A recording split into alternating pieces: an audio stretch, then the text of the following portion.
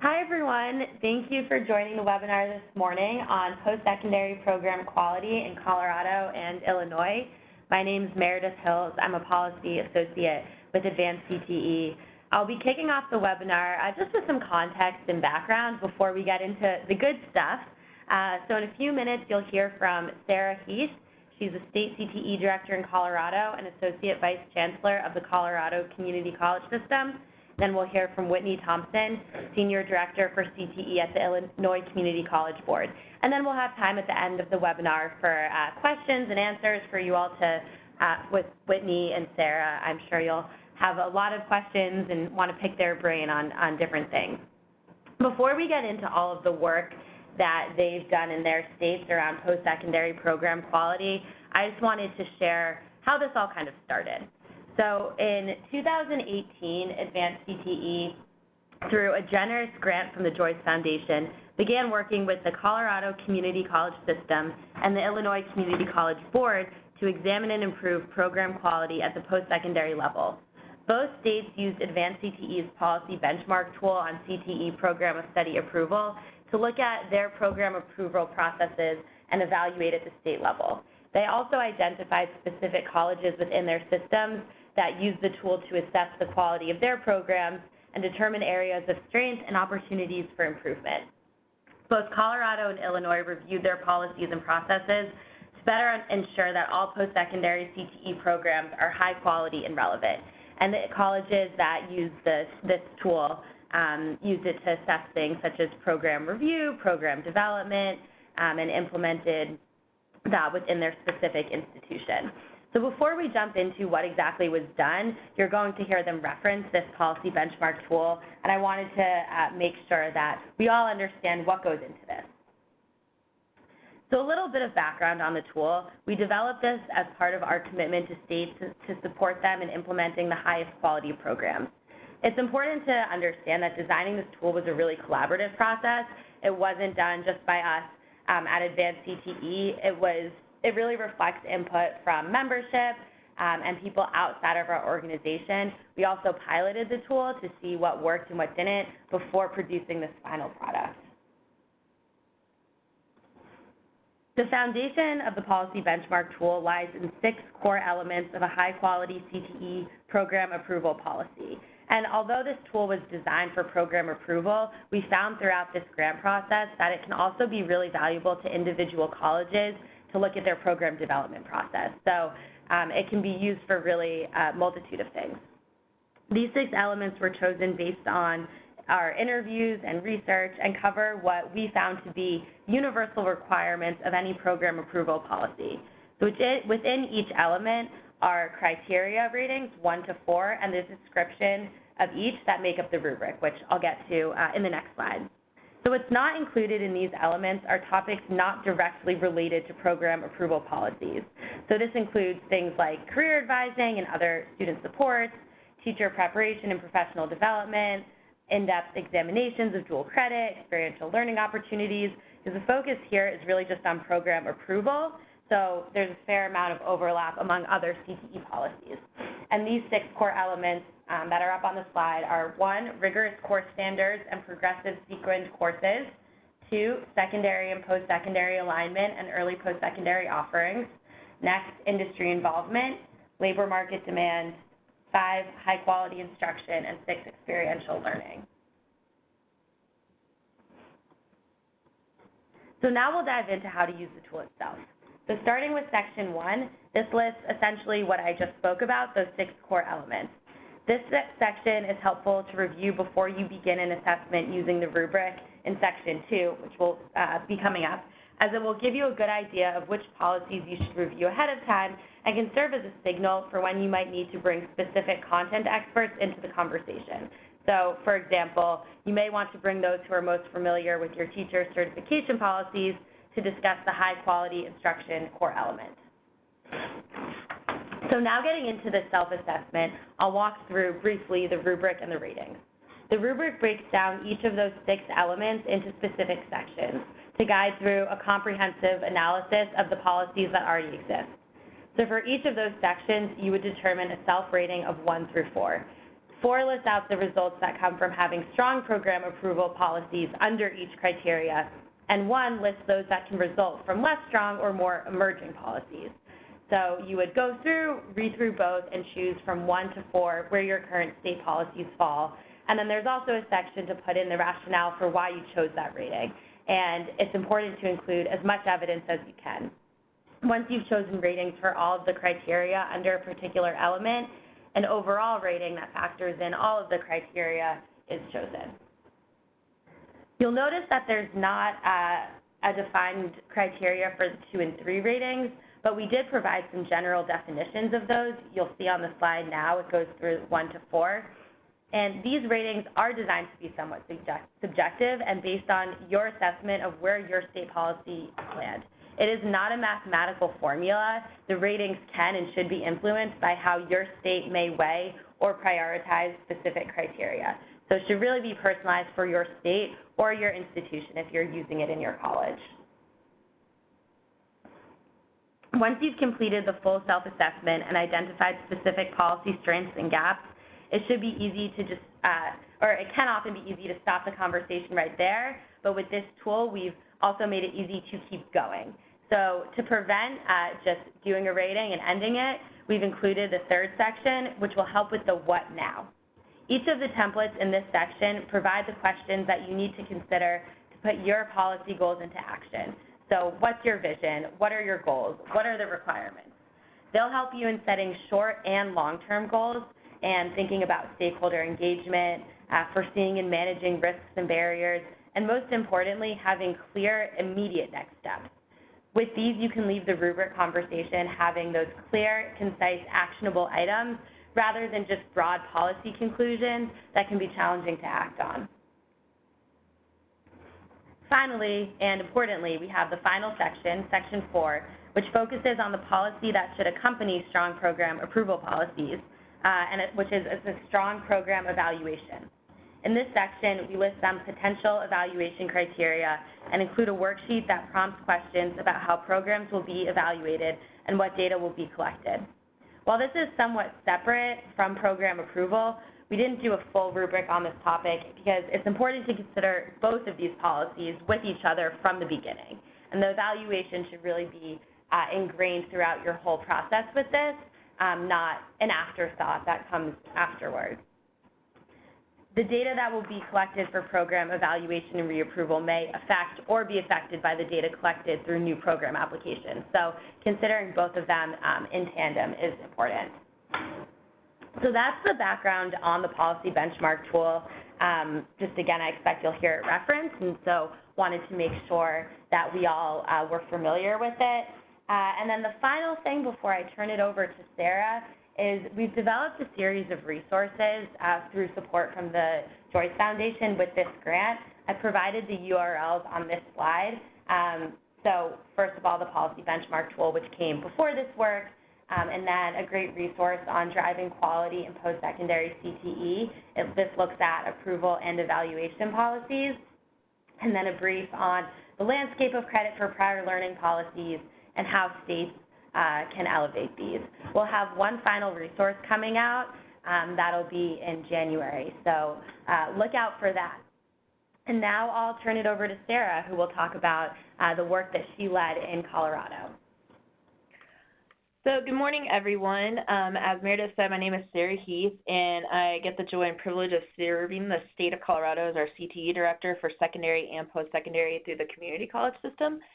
And what's really great about this whole body of work that we did is that in hindsight, we didn't necessarily know that other things would happen in the CTE landscape. And so this really empowered us to look at the benchmarking tool as well as program evaluation in particular as we scaffolded and did some things to be able to support our transition into Perkins 5. And so, as Meredith said, we utilized the benchmarking tool itself to look at our system policies, and then the colleges that we included within the pieces of this grant itself. We had each college, we had an urban college, community college, or Arapahoe Community College, and a rural college, Northeastern Junior College. Utilize the benchmarking tool to identify those areas that they wanted to lean in the most. and work intentionally with their faculty and community partners and business partners. And then from another perspective, since we are a community college system, we have common course numbering, and our common course numbering is included within our program approval process. And so we have different program directors that support our main content areas. And so another piece that we utilized with the benchmarking tool was to look at what's happening locally within multiple colleges through the disciplines in the construction industry. So here in our state, in Colorado, and in the Denver area in particular, construction is one of our leading industries. And we actually had legislation that aligned to this project as well that empowered us to work with larger associations, like our Association of General Contractors, or Associated General Contractors and other home builder associations, because we were able to bring all these construction disciplines together to utilize this tool. So that kind of elevated the industry involvement that Meredith mentioned was one of the core elements of this tool. We had the opportunity to bring all of those disciplines together. So our discipline groups within construction, there's a lot of them. So all of the different skilled crafts that go into a building project. And we mean residential as well as commercial, as well as some different things with heavy highway and road construction in our partnership with our Department of Transportation. And all of those different faculty members from across our 13 system colleges, as well as our non-system colleges that have local dollars that support them, came together and really looked at the industry need and did a gap analysis on some of the different pieces with their actual standards, as well as the way that the courses align to that industry demand and that experiential learning piece that's also in the rubric and the tool. And what we've decided to do is emulate that work across other discipline areas and bring people together to really have those concerted effort conversations around how their programs are closing gaps within employment in our key industries in our state. It also allowed for some of the work, again, with Perkins 5 that we weren't necessarily anticipating at the time. But when you look at some of the elements of the policy tool itself, when you're looking at labor market demand, as well as the alignment between secondary and post-secondary, and that whole program of study concept, that really aligned to us in our tools that we were using for the local needs assessment as well. And how do we use that program evaluation as a way to identify some growth opportunity areas for programs moving forward with a federal investment in CTE. So all unintentional consequences of participating in this work. So a tool that everyone could use for other really tangible things that you're going to be doing right now with your local CTE programs, as well as your overall policies of the state. A couple of things that we've done recently because of this work is actually identify one zip code per program area and then lock a program name so that we can actually pull data intentionally across program approvals. So because we have local control in our state, we have our program approval process has always been an online portal for the last at least 12 years, to where people submit what courses are within their program, indicate the industry demand, and then all of the different assurances, like Meredith mentioned, are in the tool, high quality instruction, alignment to market data, industry involvement through advisory, experiential learning through work-based learning, so on and so forth.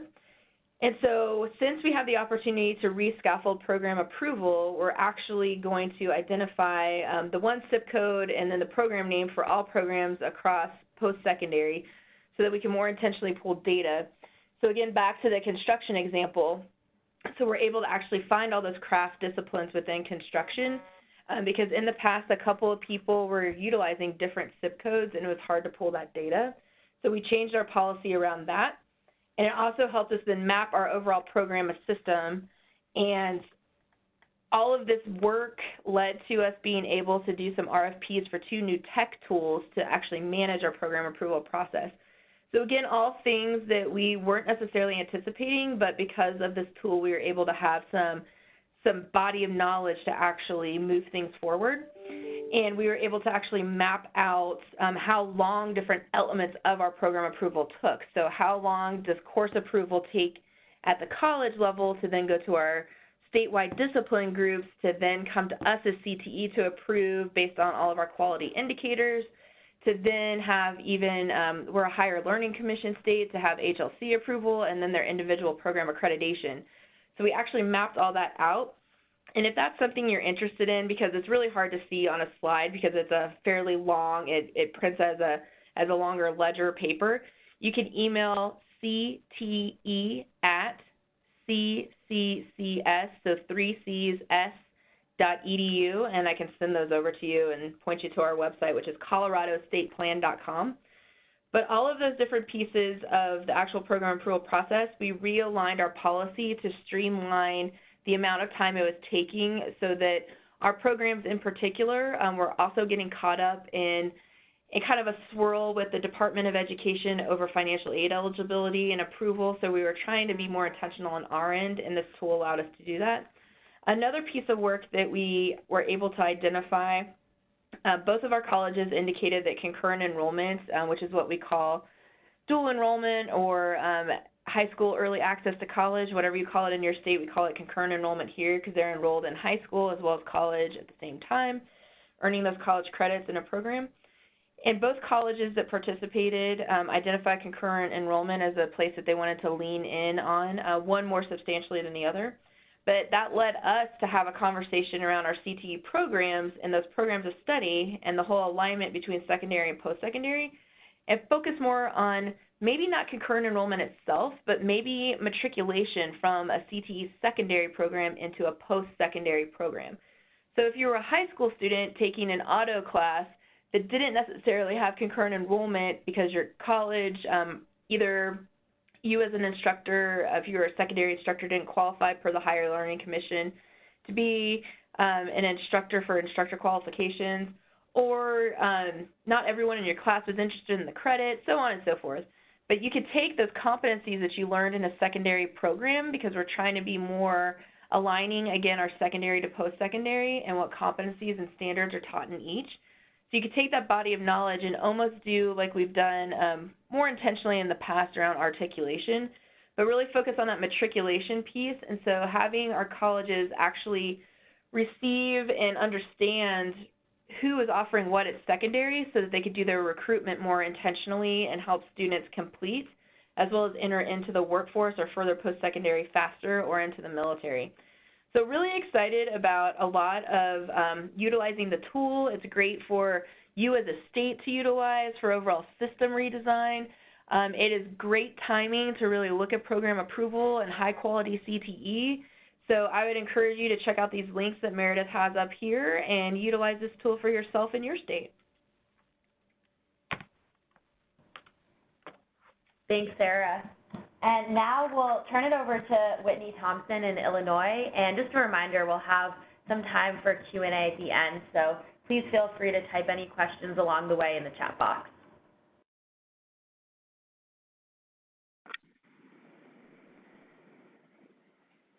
Thank you, Meredith. Okay, I need to find.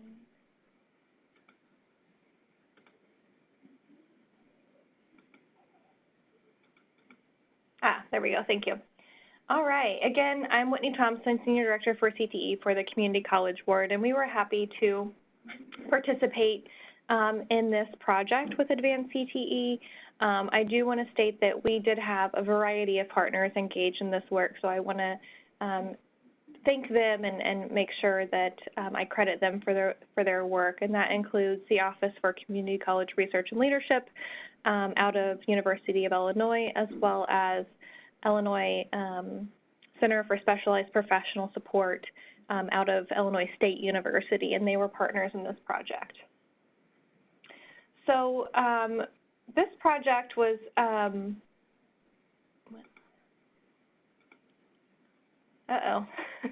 looks like some copy over might not have worked with these slides. Well, Whitney, we'll look into the technical difficulties while you get started. Okay. If not, I can share my screen and pull my slides up if that's an option. So the project goals, obviously, Meredith already talked about these, and so did Sarah, but I just want to reiterate these. So we use the policy benchmark tool that Sara and Meredith talked about to assess our current program approval as well as review processes in order to ensure that they were strengthened and that they reflect the needs of our communities. We wanted to engage local campuses in this work. We wanted this to be from the bottom up instead of a top-down approach. And so we engaged 10 colleges, and I'll share those here in a second. And we wanted to make sure that we were sharing lessons with the rest of the field, because in Illinois, we have 48 community colleges in 39 districts. And so the board is the coordinating agency for that. All right, let's try this. Perfect, there we go. All right, so here is our timeline. And this just gives you a brief overview of our project, which has now went almost two years. So we started off with, and just a little bit of a sidebar, at the same time that we were approached about this project, we were in the middle of our program review evaluation. We were doing a meta-evaluation on our program review processes and conducting focus groups. And so this work really aligned well with that so that we could take approval processes and align them with our review processes. And we were strengthening both at the same time. So we contacted the 10 colleges, and then we did a state-level assessment, and this was led with Advance CTE, and I'll share those results here in a second. But then we also had met with the pilot sites and had them provide recommendations for state policy.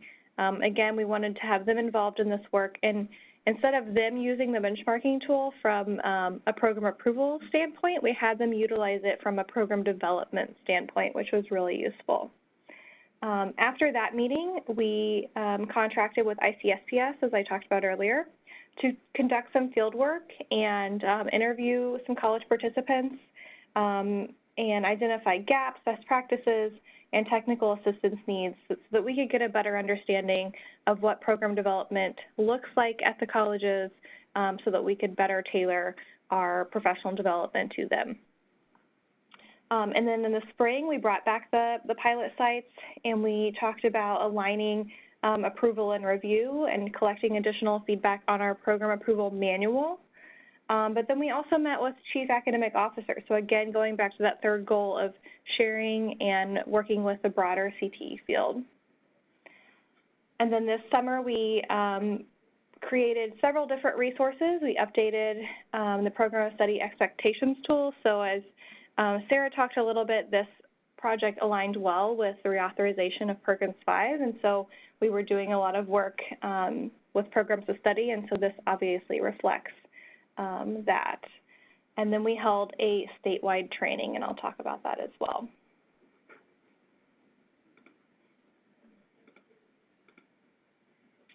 So these were the results of our statewide assessment. So this is us at the ICCB office, state folks who were evaluating our own program approval process. And to give you a little bit of context for Illinois, so this was happening in 2018, just following whenever Illinois had a budget impasse for close to 2 years. And so that had a detrimental effect on our community colleges. So we were sort of in this unique opportunity where there wasn't a lot of hesitancy for change in the system and evaluation because we were doing it out of necessity because colleges were struggling without the state funds. And so we didn't have a lot of underwater basket weaving, as you hear. We didn't have a lot of those programs because we could not afford to keep those programs afloat. So, but I also want to say that we were also in a good place with building upon our current culture of evidence and data-driven decision-making. Again, we were doing a lot of work on the program review side and strengthening those policies. So program approval came right along with that.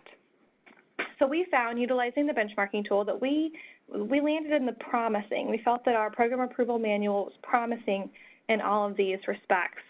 But what I wrote in the blog was that we had a real difference in policy versus practice. So practice, we felt that we were really strong. We were in that 4 category. Policy, we felt that We were either in building, sometimes promising, sometimes even emerging. And this is really important because in practice, again, we were great because we have someone here at the office that has been doing this for a really long time and works back and forth with the colleges whenever they're completing their program approval applications, and everything is covered, right? But in our policy, it's not as explicit. And so, you know, thinking about the context here in Illinois during the budget impasse, we had a lot of turnover at the colleges, a lot of retirements, and so we were losing that institutional knowledge. And so that's why it's really important that in policy, we could strengthen these and make sure that it was reflected so that we had a better and clear understanding with the field of our expectations.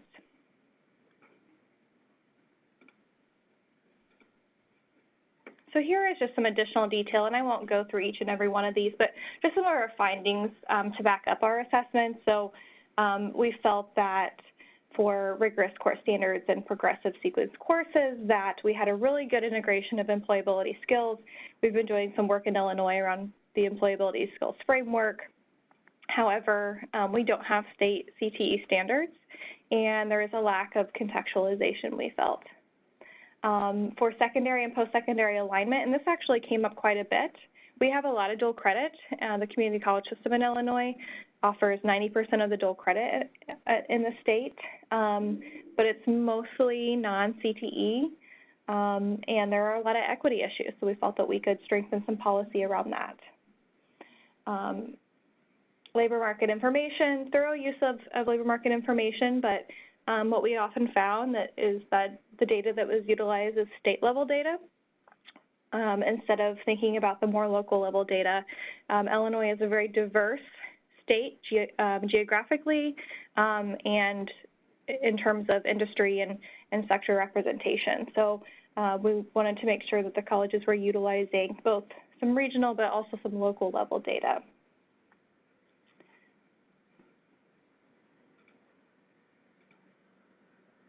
These are the 10 colleges that we partnered with through this process, and I want to make sure that we give them credit for their participation with the limited funding that was available. And so we selected the colleges through a couple of different ways. One, we reached out to some colleges that were really strong in their program approval applications, and then some that needed some technical assistance. And then others that were sort of in the middle, right? We wanted to make sure that we were working with a cross-section of experience and need for technical assistance. And they really did form a bit of a learning community as well in terms of this. So in terms of the expectations for the colleges in this project, we asked them to participate in the assessment.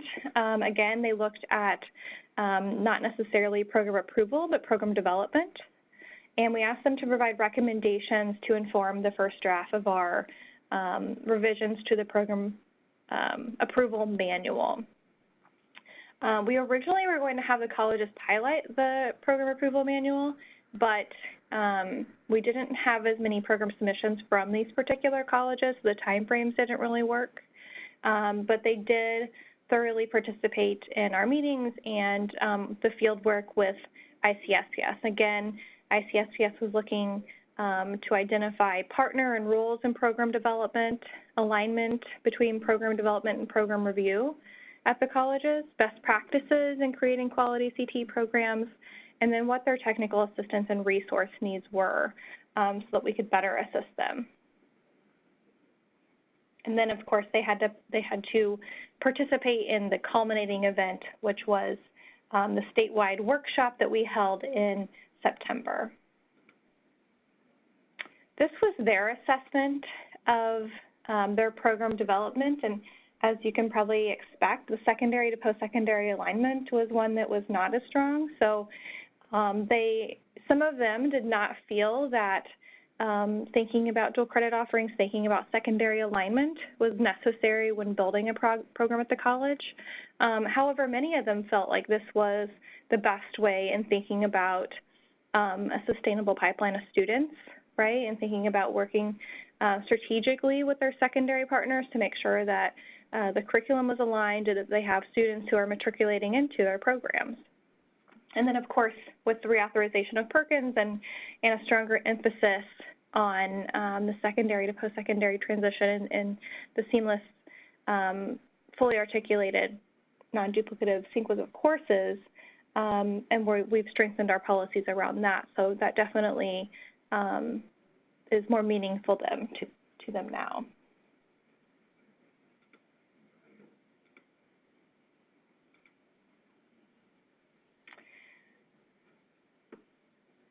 So the Illinois Center for Specialized Professional Support, in collaboration with us, put together findings and results, a final program approval report, and that is on our website, and you can read that, and it includes all of the information that came out of the interviews. So we, again, want to understand their program development process, the barriers they face, and a lot of this was informed what we're calling the top 10 reasons why program approval applications are not approved. So it's a really long title, but we wanted it to be clear. We had different names for it, but these are the top 10 reasons why a program approval application might be turned back.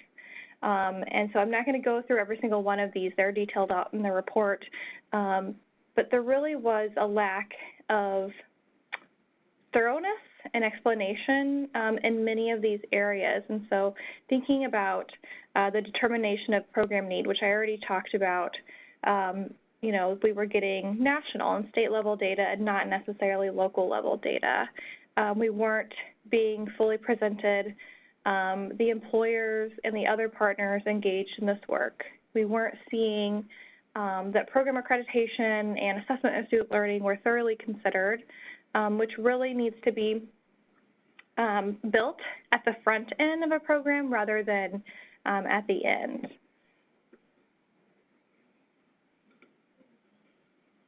So in terms of sort of what the outcomes were of this grant, we updated and revised the program approval manual.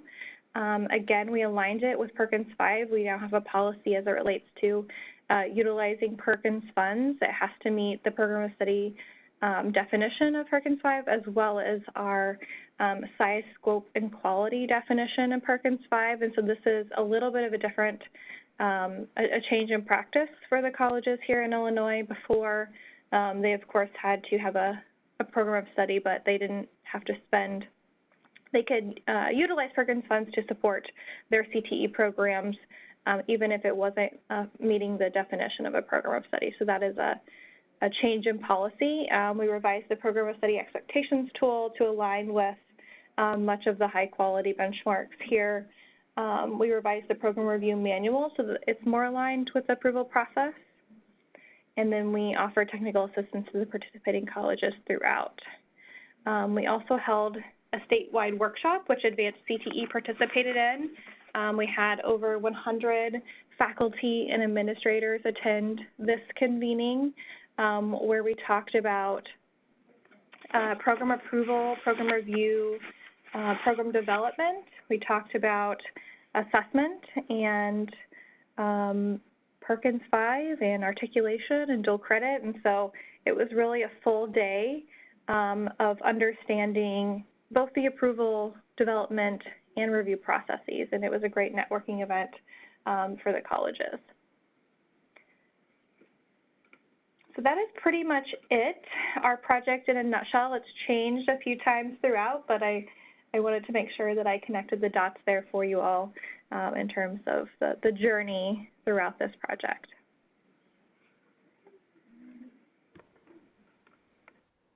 Thanks, Whitney. And just a reminder, now we have some time for Q&A, so if anyone has any questions, please feel free to type them into the chat box, and we'll go through and read those out loud.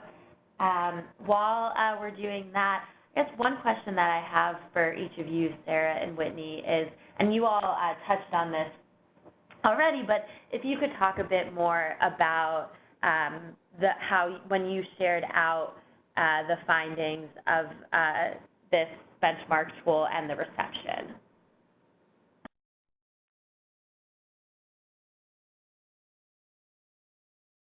So this is Sara, and I think that for us, since we kind of had a program approval process, but it just needed to be refined and dusted off and really looked at from a start to finish piece, that the perception and everyone's acceptance of it was, I didn't even really anticipate that they wouldn't necessarily. It just was nice to have a guiding tool for the work that we knew that we wanted to do, and the pieces around just, the timing were excellent for us as well. And so I think that if anyone is worried about engaging with people, I think that just always talking about, your learners and how a high-quality program is important to them and their future success and engagement and placement into workforce or further post-secondary and military, really, we always lead with that frame, and so people kind of know and understand that we don't choose to participate in things or do work that doesn't lead to that. So I think for us, it wasn't, it was totally embraced and people were excited about it, but I think it's just like with everything, do people have the time to dedicate to doing a process, and setting aside that time for them is going to be critical if you're interested in doing this work. Yeah, I would echo Sara, although I would say initially for us there was a little bit of a hesitancy just because folks would say, so, the assumption is that we don't have high-quality CTE programs if we're going through this process. And so we said, no, that's not it, And same as Sara said, we had a very robust program approval manual, but in terms of updating it and revising it and just making it a little more explicit and user-friendly was really important to us. But I think what was really helpful is the conversations that started out of the group of the 10 colleges.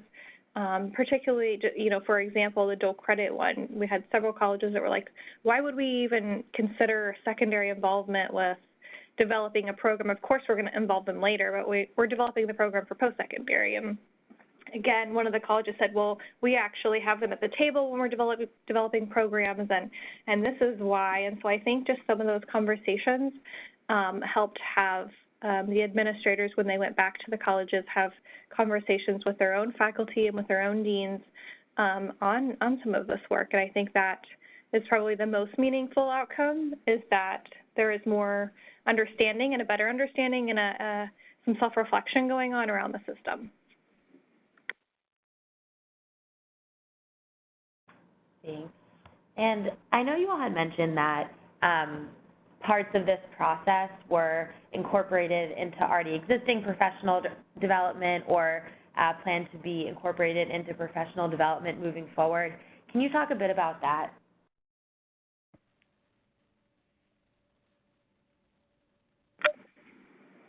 This is Whitney. So we've, again, we already had that program review project going on, and so now we make sure that our annual convenings for CTE or our chief academic officers or other administrator conferences, that we are bringing and talking about these issues around program approval as well as program review. We also are going to do some modules. That was one of the requests of the participants whenever we did the interviews, was what type of professional development and how would you like to receive professional development? And many of them said pre-recorded modules for download for sharing with some of the practitioners who aren't able to attend some of these convenings. And so we'll be doing some of those.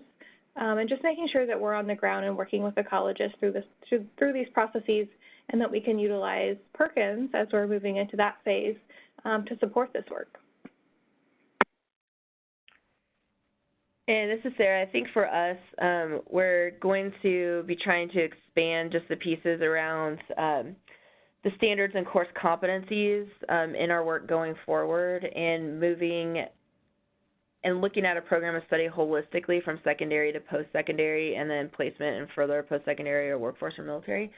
And so from the standpoint of, we have a monthly convening of all of our chief academic officers across all the colleges, and it's a standing agenda item with them about just, what supports do they need to move the work forward on a campus.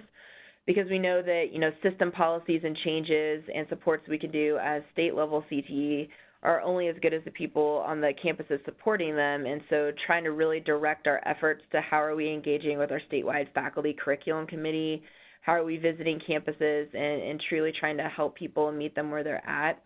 And like Whitney said too, we have an annual convening for career and technical education in general, and so always making it a priority to talk about the program approval process itself, but also more importantly, just that program evaluation piece, and how are you having those intentional conversations with your local advisory committee, because I think that that's the one piece that's been interesting for us is when you look at some of the state and then our economic development regions and those data pieces, it might not necessarily speak to some local nuances. So making sure that if that's something that people want to lean in on a little bit more for a program evaluation and design, that they have the people and the tools to help them be successful locally if they're reflecting on local data and local needs. Great. So we have this question too. If we're just beginning this work, I think that means the post-secondary program quality review, what are the first 3 things that you think should be focused on, or those first 3 steps to be taken?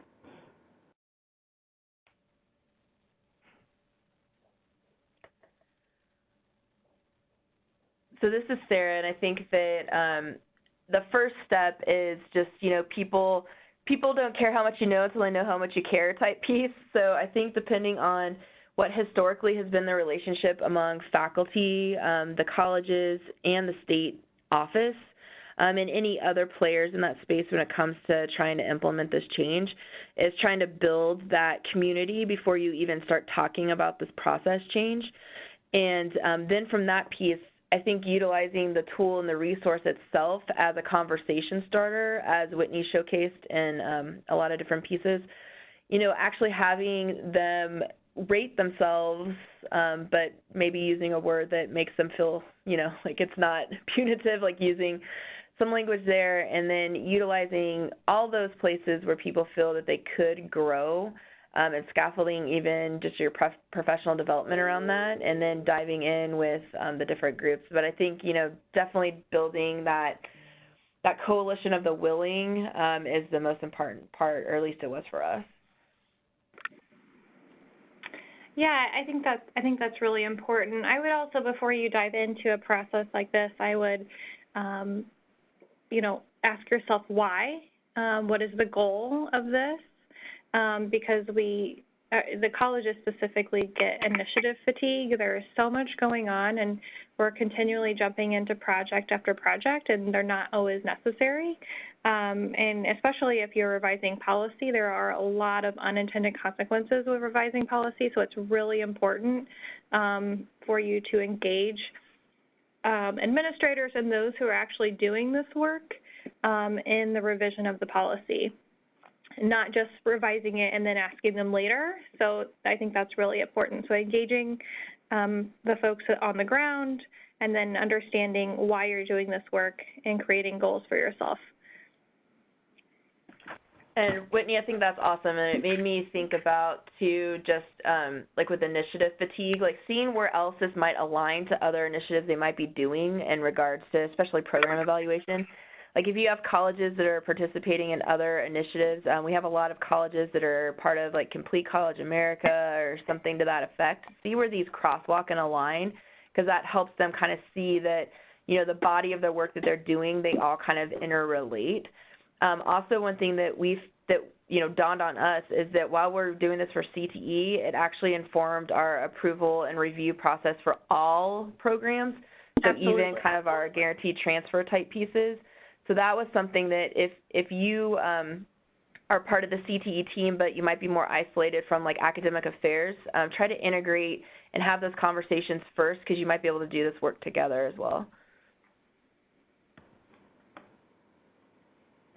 Thanks for sharing that. That was really helpful and interesting to hear. So we've gone through all the questions, and I think we're just about ready to wrap up, but I just want to thank Sara and Whitney and their teams in Colorado and Illinois for all of the work that you've been doing on this, and for sharing your work out with others. And thank you to everyone who joined this webinar as well. And of course, we're appreciative for support from the Joyce Foundation that's made this all possible. We'll be posting the slides from this webinar and the recording on our website, careertech.org, so you can look for that. And if you have any lingering questions, please feel free to reach out to any one of us. Thank you. Thank you. Thank you.